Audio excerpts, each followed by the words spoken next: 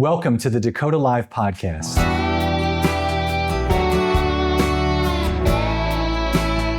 I'm your host, Robert Morier. The goal of this podcast is to help you better know the people behind investment decisions. We introduce you to chief investment officers, manager research professionals, and other industry leaders to help you sell in between the lines and better understand the investment sales ecosystem. If you're not familiar with Dakota and our Dakota Live content, please check out our website at dakota.com. Before we get started, I need to read a brief disclosure.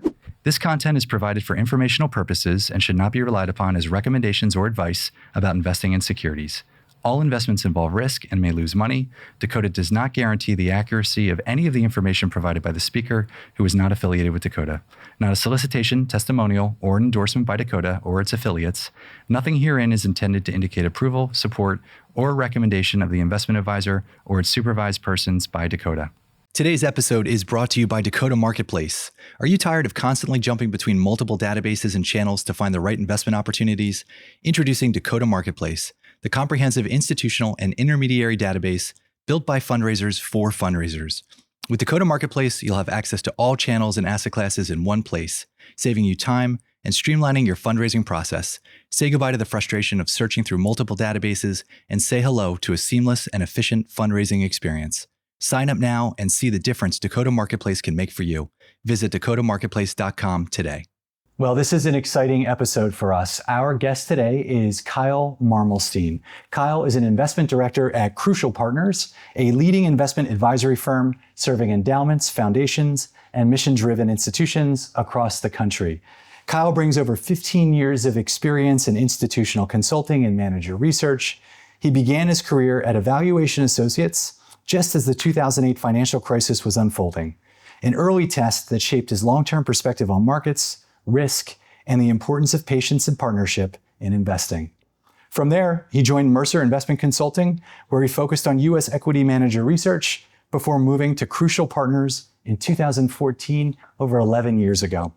At Crewcial, Kyle oversees manager due diligence and portfolio strategy, helping clients navigate complex market environments with discipline and conviction. His approach emphasizes deep listening, thoughtful dialogue, and long-term alignment, hallmarks of Crewcial's philosophy and culture. Crewcial Partners, based in New York, is an independent investment advisory firm with more than 40 years of experience in managing assets. The firm partners with nonprofits, foundations, and other institutional investors to design customized portfolios that align mission with performance. Their process is grounded in rigorous research, transparent communication, and the belief that trust and empathy are as critical to successful outcomes as analysis and returns. Please join me in welcoming Kyle Marmelstein from Crewcial Investment Partners. Kyle, welcome to the show. Thank you for being here. Rob, thank you so much for having me. It is a pleasure to be here with you today. Yeah, we really appreciate it. We are somewhere different. Normally, we are either in a studio in Philadelphia at Dakota's offices on 23rd and Chestnut, or you're usually on a video in your home office, and I'm recording from the studio. But today we are in Newport, Rhode Island. We are at the Haven Capital Conference. It is a fantastic venue. We're so lucky to be here. They put on a tremendous conference for everyone, and really a fantastic way to meet emerging managers and explain from our perspective what we do and what we bring to the table as well as investors. I can imagine you've been to quite a few conferences. Of course. What makes a good conference? There's an intimacy of a small number of allocators, a small number of investors, people who are really engaging and want to tell their story more so than just sell a product. When you get to know the people, because ultimately in that business, that's what we're underwriting, that is what makes for a compelling investment. And so the conferences that are small, where people get their story across, those are the very best ones that generate the best, longer enduring outcomes. Dakota does a great job of giving asset managers and salespeople advice on how to navigate conferences. What's some advice you would give your peers, other allocators in the industry? When you're going into a conference, what are some of those best practices that you employ? I think come with an open mind. Be willing to speak to and meet with everyone. You never know exactly what person is going to be sitting across from the table from you and how it might be a fit for your client's needs or what you're looking for at that point in time. For the manager themselves, it's come with a little bit of preparation, know who the key decision makers are and what the people that are at the conference are potentially interested in or invested in what they possibly need. And so that way you're going to take a lot of shots on goal at a conference like this, but it's best if you can kind of know who the key decision makers are, what's driving them, what they care about. And so if you both come to the table informed about the other, it's going to be a much more productive relationship and conversation. So you graduated from Union College, 2008. Yeah. Financial crisis is kicking off. The bell just went off. Yeah. What was that like for you when you think about going into financial services? I know we talked a little bit beforehand. That was what the direction you wanted to go in, but how did you look at that landscape, particularly without a lot of experience, but certainly a lot of headlines? Right. I mean, I began at a small firm. We were 50, 60 people. It was all hands on deck. Let's get our arms around what is going on right now in such a pivotal point in this industry.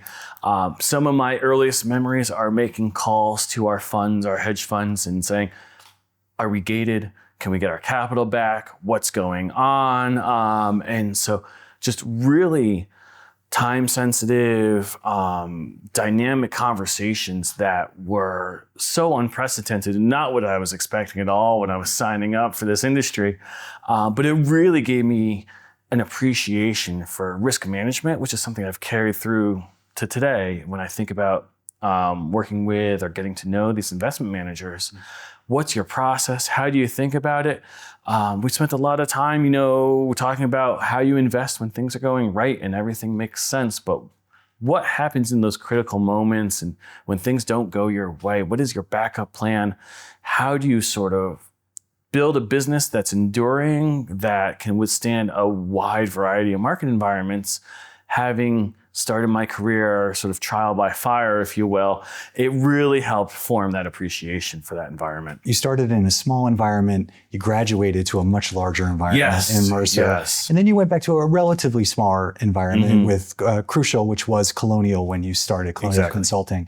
What are some of the threads that you've taken with you as you think about your evolution in the industry, starting back at Evaluation Associates? I think about Evaluation Associates, I think about culture. It was a place that I just remember when I would call Evaluation Associates, it was always a wonderful place to talk to the employees there. Right. So when you think about those aspects, what's carried forward or through? Culture is a great word. I think about just partnership and people is really what underpins this process. At the end of the day, when things do go crazy, you want to know that you're partnered with someone you trust and can depend on to do the right thing by your clients, to be there in the foxhole with them, invested alongside them, that they are not only a smart investor, but they are just a good person who you want to go to bat for, that when times are tough, you're going to back them and do whatever it takes to make sure that we survive, and not only survive, but thrive past this situation. So people being central, culture being central to this process, and being a true thought partner. Beginning in a small firm, you sort of understood that right away. Graduating to a larger firm, I felt like it's getting a little bit lost there. It was a little more mechanical, a little more distant. And so I found myself wanting to get back to a smaller group where I felt like I still had a lot to learn. So partnering with people more closely internally made sense, but also taking on more meetings, getting to know more investors and what makes for a good asset manager was so important and critical still. And then getting with a small group of people that they could, point me in the right direction of who's a thoughtful person, who's in this to build a platform and make a lot of money. Those are the tricks of the trades that really kind of was the through line of getting to know culture and people throughout this entire process. Yeah, that makes sense. When you think about Crewcial's firm philosophy, it's listening first. Yeah. I think that's interesting, particularly with client relationships. But coming from the seat of a due diligence manager, research person, sure, listening is obviously important, but what questions to ask? So how do you balance the listening with the inquiries? Yeah, I think for me, listening is very much about open-mindedness. Not every strategy is going to be a fit for every client, but if someone's compelling enough, they're telling their story in an effective way, you'll find a way to make it work at the end of the day. And so if you just come with an open mind and you listen to their story, you'll find a solution with a client with a particular asset class because it's compelling. And I think that's what it is on the client side. It's the same thing. You listen to the clients. They have challenges. They come with certain ways they want to do things. And so rather than force a particular solution to them, it's come with an open mind, listen to what their challenges are, and figure out what's the investor that you know best that will be a best fit for what they're dealing with and what fits in their program. And ultimately, open-mindedness and listening is the best way to sort of make sure that we end up in the right solution, not just a solution. I try to ask for our asset managers, and it's probably because they don't get to ask the other side of the table too often, but what's your competitive edge as it relates to how you work with your clients, how you source managers, what makes Crewcial unique? Yeah. But before I ask that, before you answer it, is that the right question? Is asking the question as to someone's competitive edge a way that you believe is effective in gleaning their differentiated approach? No, I think that's really insightful, thoughtful question. I think you need to be a bit more nuanced than that.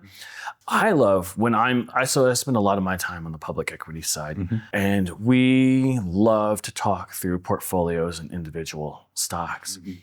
And what I find is that instead of asking in the abstract, what's your competitive edge?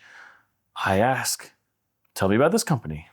Tell me about this. Why'd you trade this? Why'd you trade that? And you start to marry all those examples together, and it creates a mosaic of who this person is, how they invest. And from there, I can begin to piece together what is actually their competitive edge. I don't need you to tell me what your competitive edge is. Get to know them, and they'll reveal themselves to you. How are they differentiated? What is their story? What's the unique element of what they bring to the table? And ultimately, for our purposes, is there a seat at the table with our clients? Will they move the needle and add alpha? I like that. You're building the systematic factors by understanding the idiosyncratic. Right. Interesting. Yeah. I mean, our clients, they won't always have the opportunity to ask us over and over again, how do you do this manager due diligence? How do you think about real estate? How do you think about equities? What do you do on the private equity side? They kind of have to be spoon-fed a bit more in terms of we have to explain how we're adding value to them.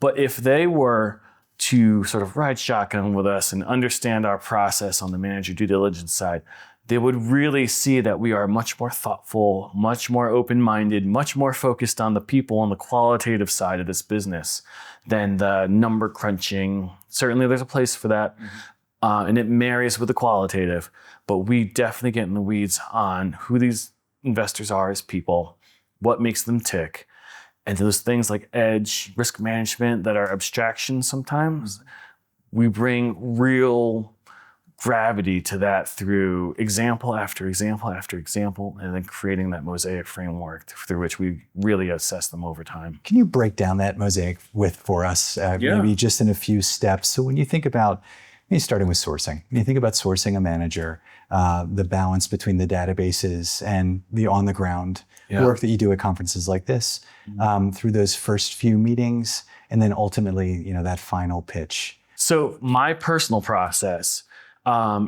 is a bit cumbersome and probably antithetical to what a lot of people in this industry do, because I want to get to yes quickly. And so the open-mindedness, I want to come to each individual manager and say, why should I hire you? And I want to try and get to like you.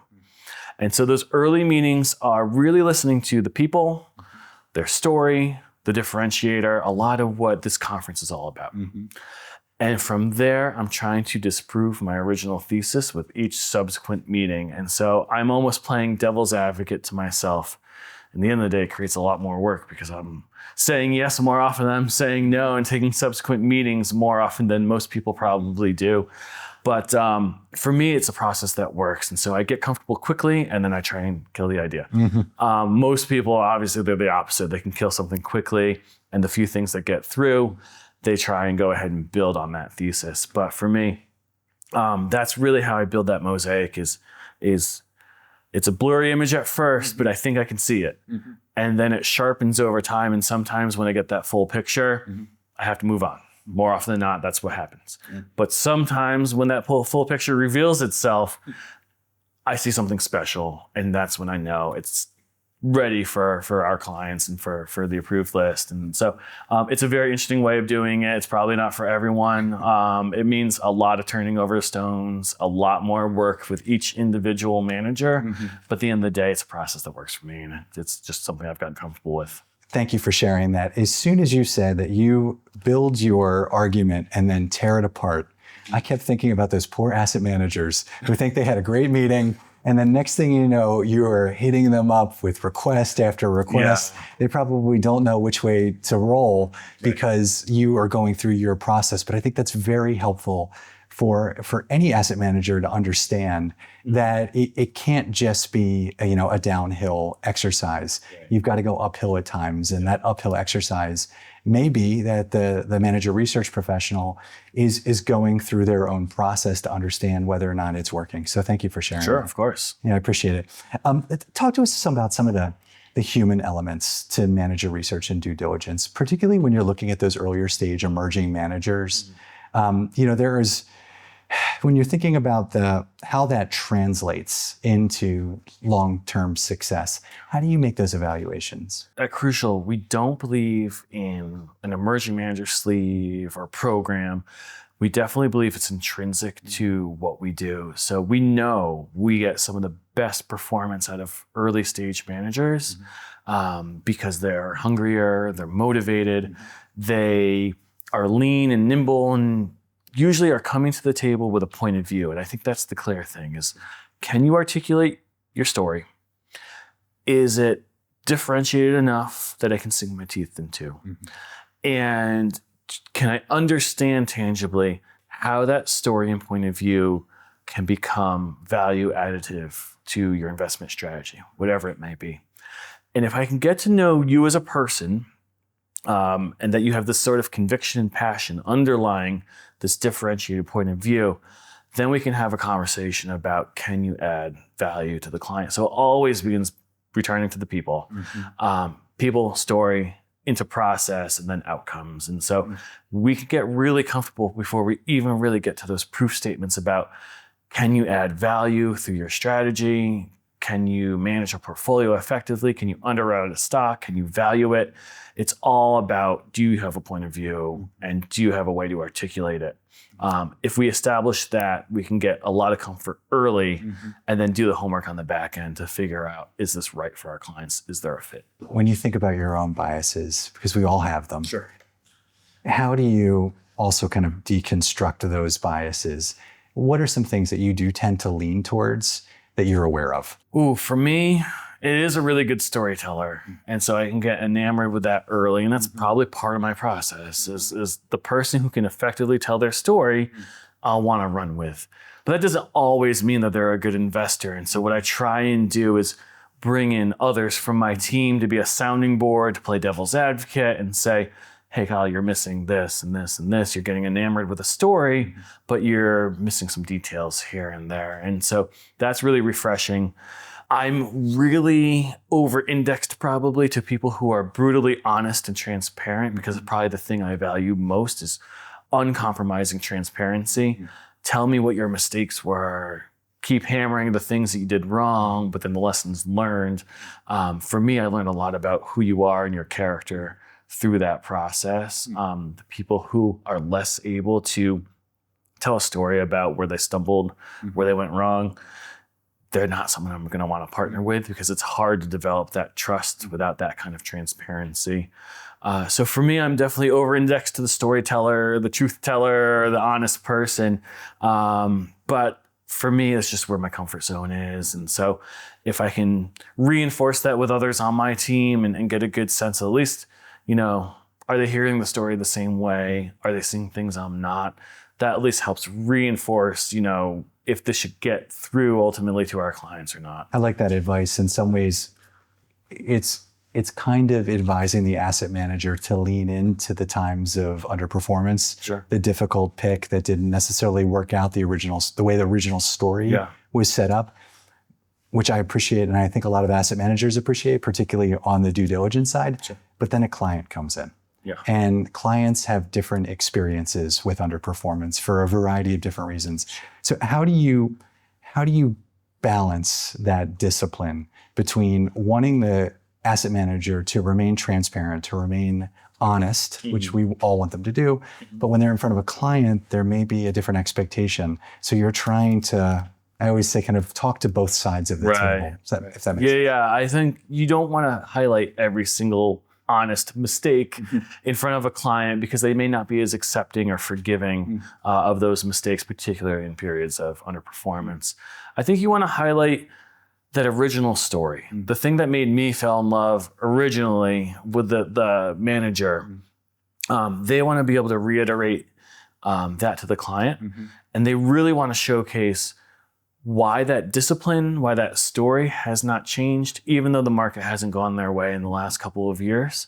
And then reinforced by us sitting at the table with them that, we're still seeing a consistent thing. It's not working, but we're confident that, the performance will come, markets are cyclical, and this too shall pass. And so, clients tend to buy that typical, stay the course message, which I think is underpinning what I'm saying here.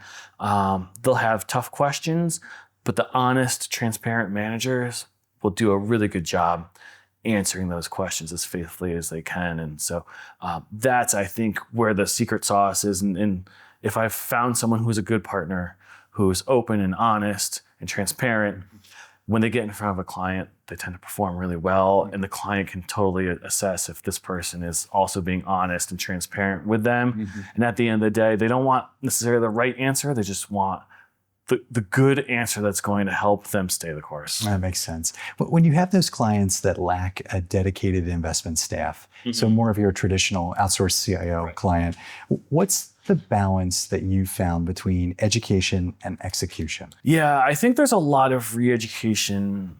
These committees change over time, and you have to ultimately redefend why we have a portfolio structured the way we do, why it's populated with the managers that we've populated it with. But the staff has to understand how to execute on the strategy as well. And so there's a level to which we will help them on the back office side. We'll help the investment committee understand the long-term mission overall.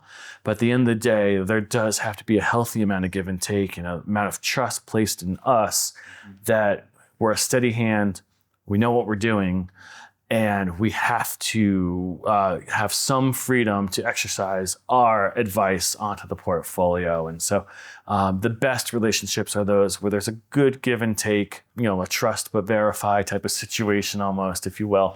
That's what works best for us, I think. Prior to recording, we did have a chance to catch up over the phone. You were going into a client meeting. Yeah. When you're going into a client meeting and you're thinking about listening again, if they're making a decision about whether to go to an OCIO model or stay in an advisory structure, or maybe somewhere in between, how do you approach that meeting?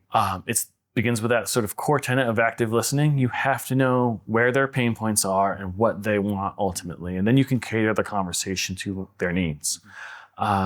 For us, this particular client, the execution in the back office was lacking. There's a lot of easy blocking and tackling that was not happening. So we clearly knew we were going to bring value on the operational side. But we were also dealing with an investment committee that's really accomplished, really knew the craft of investing, had a lot of experience, and knew they were going to want to be able to put their imprint on the endowments portfolio. So what we did was propose sort of a hybrid type model and it's something where Crewcial, I think, has gotten a lot of traction in the industry, where we can work with you on your back office, get all the execution done, sign documents, sort of have a power of attorney overlay and help you move funds around. But you can tell us the asset allocation, the manager selection, and it'll be a conversation, a push and take. And that combination has been a really powerful one that's resonated in the market.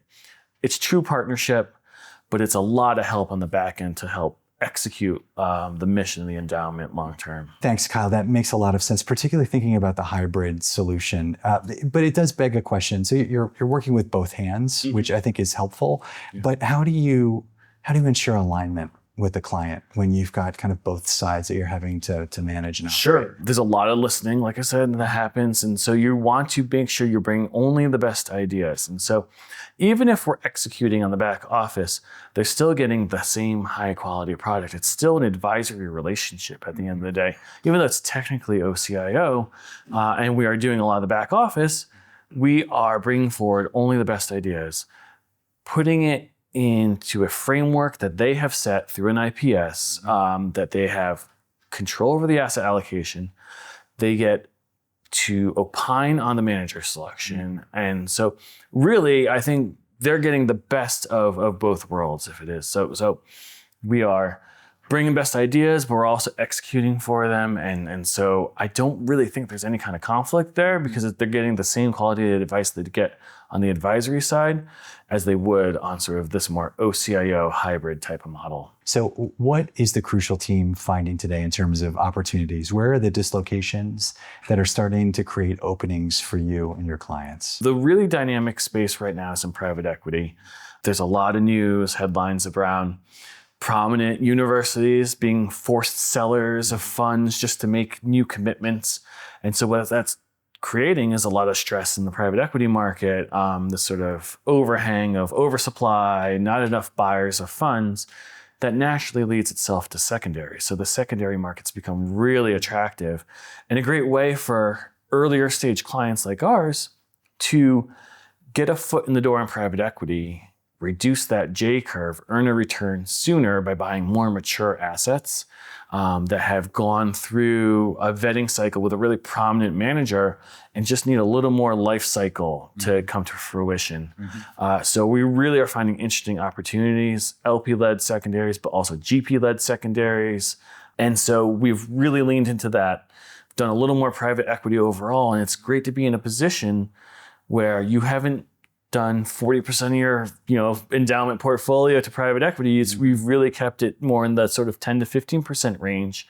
And so when everyone else is a seller, being a buyer is a really good advantaged position to be in. And so having a discipline, being thoughtful, not getting over our skis on private equity has really put us in a good position today. Does venture capital have a place in that allocation? Yeah, so venture capital is a huge component. So when you think of sort of the three big food groups of private equity, venture, growth, buyout, that secondary fund can touch on any or all three of them. And so we are doing secondary buyout, secondary venture, secondary growth, secondary just sort of opportunistic and investing across these food groups. And so venture's been really interesting. There's, I feel like, a lot fewer players bringing capital to the venture space. So we get to be a little choosier and really high grade our approved list internally. And that confers value to the clients and to Crewcial overall. Will there be consideration for fund of funds, or is it all direct investing? We almost exclusively do direct. If there's a compelling situation where we find someone's bringing something unique to the table, has a really good eye for doing fund of funds, we're going to entertain it. But the bar is exceptionally high for fund of funds. We feel like we have the research bandwidth on staff to really go direct and be very thoughtful and intentional with how we deploy capital on the private equity side. On behalf of all of the public equity managers who are listening to this podcast, I'll say it for them. More private equity. How about us public equity guys? So when you think about public equity markets, and you grew up in public equities, particularly on the US side, where are some of the areas that you're seeing an opportunity there? Is it a time to just kind of focus on your portfolio, sit back? And I'm thinking about this from the asset manager's perspective, not hitting you up monthly with an inquiry or a request or an update. Yeah. But is there something right now that's touching, or I should say striking a nerve, whether it's a small cap portfolio, emerging market equities, global equity, that you could put out there for some of our public equity listeners? I think it's pretty well understood right now. We have this rise of passive across the industry. The marginal pricers becoming increasingly a more quantitative oriented fund, or these pod shops that deal in timeframes of weeks and not years, as we're used to more active managers being institutional quality, thinking long term. That's becoming less and less the case. But I think therein lies the opportunity that we understand markets are cyclical, and today's market environment is not permanent. And again, I think long-term patient capital will ultimately win out. But today, the voting machine is sort of on steroids, if you will. Yeah. The weighing machine has all but been forgotten. Yeah. And I think, again, over the long run, that weighing machine will eventually win out. And so people who think about quality, who think about valuation, who think about cash flow and earnings, those are the things that will matter over the long run. But there's so much noise right now. There's no longer a place for these sort of fundamental pillars of good value investing. For us, what's really interesting in the domestic equity side right now is things that are down cap. They've been so forgotten about in this narrow market driven by the Mag 7 and an increasingly concentrated and risky large cap index. There's a great opportunity if you're willing to look a little different, be a bit contrarian, go down cap, and know that there'll be a broadening of earnings. You can tie it back to the whole AI theme. The immediate winners have been these hyperscalers and NVIDIA and things that have been providing sort of the infrastructure of AI, if you will. But AI is not a winner-take-all type of environment. There is a growing pie for the whole AI landscape. And so you can be a bank or an industrial company, and by implementing AI, becoming more efficient, larger market, just grow your pie overall. And for the most part, these things are only going to help. But these opportunities are overlooked right now for the very, the chip sector, the infrastructure plays, the hyperscalers, the data centers. So that's where the market's enamored right now, but we think the opportunity is so much more broad than that. When you think about the client meetings that you've taken part of over the last 2 to 3 months, what have been the consistent questions or themes that you're hearing continually from those clients? The S&P 500 is becoming increasingly concentrated. Nearly 40% of the index is 7 companies now. It doesn't feel sustainable. And yet it's an impossible benchmark to keep up with right now for most fund managers. So the conversation kind of devolves into what gives. What's going to happen here is, are the fund managers ever going to catch up to this index? Are they going to capitulate in any way, which we hope they don't? Or is the index going to come back to us? And are these companies going to sort of normalize? And I think it's probably a little bit of both. I think you're going to get some of these lofty valuations of these huge companies coming back into reality, but you're also going to have this broadening of earnings where the other 493 stocks in the S&P 500 finally start to participate and catch up. And so I think you're going to have a little bit of pullback and a little bit of catch up and get to a little more normal environment going forward. So that's what we're trying to tell the clients, but that's really what's top of mind because the public equity space has been so tough right now because of the way these indexes are set up. It's been a tough bogey. And we're trying to just tell them that, markets are cyclical. This too shall pass. And we'll eventually get to a place that looks a little more normal and healthy going down the line. Your history in the industry is very interesting, and it touches on the next question, which is you started at a small independent consultant that was acquired by a much larger one. Sure. And that was really at the forefront of what's gone on over the last 10 years.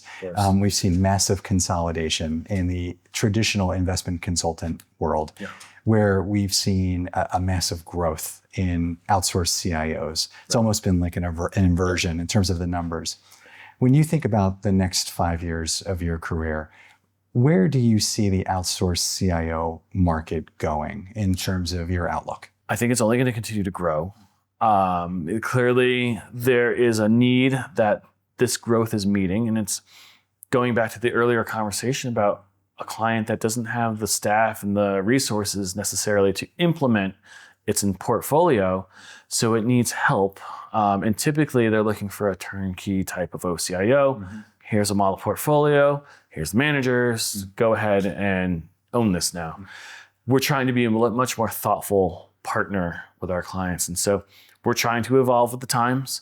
And I think this hybrid model for us is what's really the special sauce, where we can be an advisory thought partner with you, but we can help you on the back end build and implement the portfolio that you need to, that your staff probably can't do on its own. So I think there is a really thoughtful middle ground for Crewcial to exist in. Traditional advisory is clearly, had its day in the sun. And for some people, it will be the model that works best. For some people, turnkey OCIO will be the model that works the best. But I think we really have this middle ground here that's going to work quite well. Thank you for taking time with us today. I do have one more question. Will K-pop Demon Hunters dominate your Spotify playlist at the year end? Oh my gosh. Well, if my 5-year-old has anything to say about it, it certainly will. What are the kids going to be for Halloween? Luke Skywalker. My 8-year-old son just really got into Star Wars, and so he is all about it. And my 5-year-old daughter is going to be a classic witch. She has the best witch cackle, which I will not try and regale you with now, but it is fantastic and it makes everyone crack up. And they're excited for Halloween. They can't wait. How about you? You going to dress up as anyone? I am Where's Waldo this year. Very easy costume. And so for me, that's enough. Thank you so much. Thank you for being here today. Thank you for taking time with our questions, our audience. We wish you nothing but continued success, Kyle. Same, Rob. It was a pleasure to be with you. Thank you so much for having me. If you want to learn more about Kyle and Crewcial Partners, please visit their website at www.crucialpartners.com. You can find this episode and past episodes on Spotify, Apple, or your favorite podcast platform. If you prefer to watch while you listen, you can also visit our YouTube channel as well. And for more content, please visit our website at dakota.com. Kyle, thank you again for being here. And to our audience, thank you for investing your time with Dakota. Don't say goodbye.